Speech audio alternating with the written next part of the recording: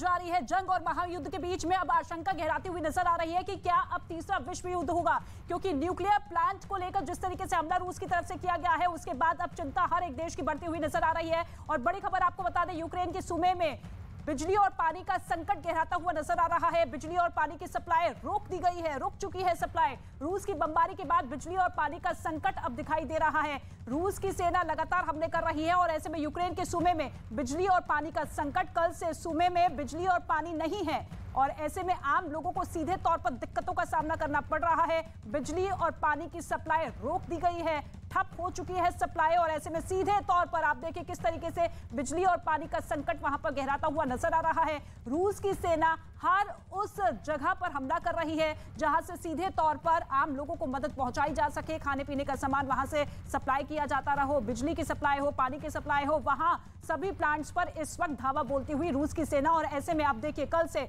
सूमे में बिजली और पानी नहीं है, बिजली पानी की जो सप्लाई है वो रोक दी गई है, बंद कर दी गई है। और एक और बड़ी खबर आपको बता दें, ओक्तिर्का शहर में रूस ने हमला किया है। लड़ाकू विमान ने बिजली स्टेशन उड़ा दिया है, यहां पर बिजली स्टेशन को उड़ाया गया है। इस वक्त की बड़ी खबर, बिजली सप्लाई पूरी तरीके से ठप होती हुई, बिजली प्लांट को निशाना बनाते हुए रूस की सेना की तरफ से यह हमला किया गया है। न्यूज़ 18 पर एक्सक्लूसिव तस्वीर आप देखिए। ओक्तिर्का शहर है यूक्रेन का, जहां पर बिजली स्टेशन को टारगेट करते हुए यहां पर हमले किए गए हैं और स्टेशन पूरी तरीके से तबाह होता हुआ, नष्ट होता हुआ, जहां से कई शहरों तक बिजली पहुंचाई जाती थी। यही वो हब था, यही वो स्टेशन था, लेकिन अब पूरी तरीके से तहस नहस होता हुआ। एक और बड़ी खबर आपको बता दें, न्यूक्लियर प्लांट पर रूस ने कब्जा कर लिया है। इस वक्त की बड़ी खबर, प्लांट परिसर में रूस की सेना घुस चुकी है। ज़ोपोरिज़िया प्लांट पर कब्जा किया गया है। वहां की तस्वीर भी हमने आपको दिखाई कि किस तरीके से आग की लपटें वहां पर पड़ती हुई नजर आई, लेकिन अब डर यही है कि वहां पर कोई बड़ा विस्फोट ना हो जाए। हालांकि आग बुझाने का काम भी लगातार जारी है, लेकिन प्लांट परिसर में इस वक्त रूस की सेना मौजूद है, घुस चुकी है इस न्यूक्लियर प्लांट पर, जिसकी तस्वीर आप देख रहे हैं। ये भारी बमबारी रूस की सेना की तरफ से की गई और उसके बाद ये आग वहां पर भड़कती हुई।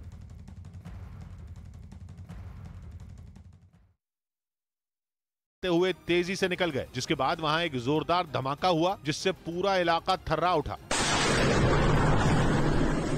जिस जगह बमबारी हुई वहां से आग की लपटें भी उठती दिखाई दी। हमले के बाद की भी कुछ तस्वीरें सामने आई, जिनमें दिखा कि इरपिन शहर की कई छोटी और बड़ी इमारतें खंडहर में तब्दील हो गईं। हवाई हमलों की वजह से शहर के ज्यादातर हिस्सों में सन्नाटा पसरा दिखा। मिसाइलों और बमों से किए गए हमलों के निशान इमारतों पर भी साफ नजर आए। कहीं इमारतों की दीवारें धराशायी हो गईं, तो कहीं खिड़कियों में लगे शीशे चूर-चूर हो गए। इतना ही नहीं, इन इमारतों के आसपास खड़ी गाड़ियों के भी परखचे उड़ गए। माना जा रहा है कि इन इमारतों को एहतियातन पहले ही खाली करवा लिया गया था।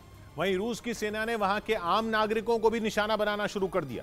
यूक्रेन के एनरहोदार में तो लोगों पर ग्रेनेड से हमला किया गया, जिसका एक वीडियो भी सामने आया। और उस वीडियो में एनरहोदार शहर के एक इलाके में सड़क के किनारे कुछ लोग बातचीत करते दिखे। तभी उनके पास एक जोरदार धमाका हुआ, जिससे वहां अफरा तफरी मच गई। धमाके के बाद वहां धुएं का गुबार उठता दिखा। जान बचाने के लिए लोग भाग खड़े हुए, लेकिन भागते लोगों को निशाना बनाने के लिए रूस के सैनिकों ने उन पर ताबड़तोड़ गोलियां चलानी शुरू कर दी। बताया गया कि रूस की सेना की तरफ से किए गए इस हमले में कई लोग घायल हो गए। इस बीच यूक्रेन के चर्निव शहर में एक चलती कार के सामने जोरदार धमाका हुआ, जिससे इलाके के लोग दहशत में आ गए। रूस की सेना की तरफ से यह हमला उस वक्त किया गया जब एक आदमी शहर की सुनसान सड़क पर अपनी कार से कहीं जा रहा था। तभी उसकी कार के सामने कानों को फाड़ देने वाली आवाज के साथ दो जबरदस्त विस्फोट हुए। देखने से ऐसा लगा जैसे वहां मिसाइल से हमला किया गया। धमाकों की वजह से वहां आसमान में कई मीटर ऊपर तक काले धुएं का गुबार उठता दिखाई दिया। इस हमले के बाद सड़क से जा रहे उस आदमी ने पहले अपनी कार रोकी और फिर उसे लेकर दूसरी तरफ निकल गया।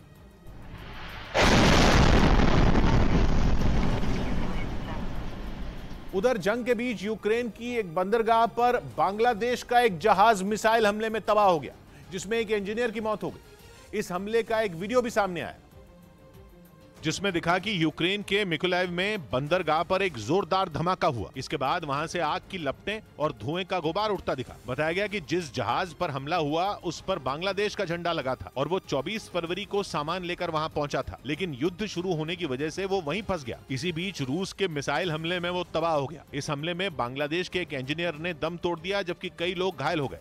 इस बीच ब्रिटेन के रक्षा विभाग ने दावा किया कि यूक्रेन की राजधानी कीव से रूस अब भी 30 किलोमीटर दूर है, जहां कब्जे के लिए रूस की सेना ताबड़तोड़ हमले कर रही है।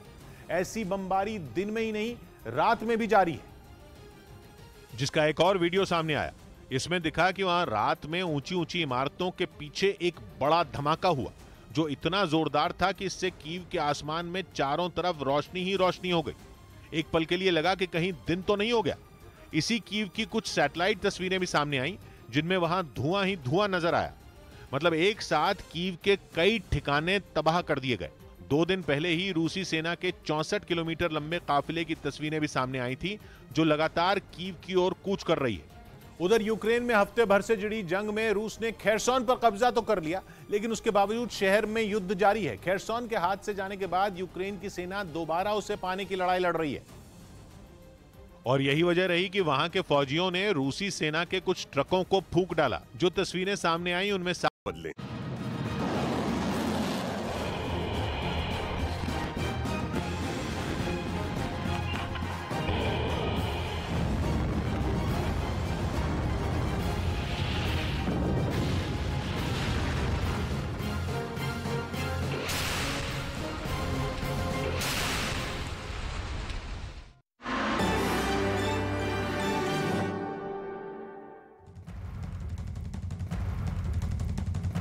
नमस्कार, स्वागत है आप सभी का। आप देख रहे हैं न्यूज़ 18 इंडिया। मैं हूं आपके साथ ऋतिका सिंह। दोनों देशों के बीच यानी कि रूस और यूक्रेन के बीच में महायुद्ध लगातार जारी है, और इस महायुद्ध के बीच में पावर प्लांट पर अटैक किया गया है, न्यूक्लियर पावर प्लांट पर अटैक किया गया है, जिसके बाद तस्वीरें बेहद भयानक होती हुई नजर आ रही है। और इसके साथ ही एक बड़ी खबर आपको बता दें, जो कि यूक्रेन से निकलकर सामने आ रही है। यूक्रेन के शहर गोस्तोमेल में भीषण जंग हुई है। सड़कों पर रूस के सैनिक के शव बिखरते हुए नजर आए, और बड़ी खबर आपकी टेलीविजन स्क्रीन पर 251 रूसी टैंक नष्ट करने का दावा इस वक्त किया गया है।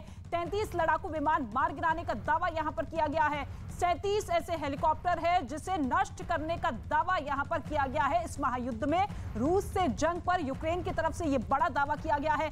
9166 रूसी सैनिक मार गिराने का दावा यूक्रेन की तरफ से। 251 रूसी टैंक नष्ट कर दिए गए हैं, ये यूक्रेन कह रहा है। 33 लड़ाकू विमान ऐसे हैं जिसे मार गिराने का दावा किया गया है। और तस्वीरें लगातार आप देखते रहिए किस तरीके से चारों तरफ तहस नहस मचा हुआ है, तबाही का मंजर, चारों तरफ मलबा बिखरता हुआ, उन तमाम वाहन, उन तमाम सैनिकों के शव भी पड़े हुए नजर आ रहे हैं, जिन्हें मारने का दावा यूक्रेन की तरफ से किया जा रहा है। 37 हेलीकॉप्टर नष्ट कर दिए गए हैं। हवाई हमले जिस तरीके से तेज होते हुए रूस की सेना की तरफ से जारी थे, और ऐसे में अब इन हेलीकॉप्टर को नष्ट करने का दावा किया गया है। रूस और यूक्रेन के बीच में जंग लगातार जारी है। 9166 रूसी सैनिक ऐसे हैं जिन्हें मार गिराने का दावा यूक्रेन की तरफ से। 251 रूसी टैंक नष्ट कर दिए गए हैं, यानी कि भारी नुकसान पहुंचाता हुआ यूक्रेन नजर आ रहा है रूस को।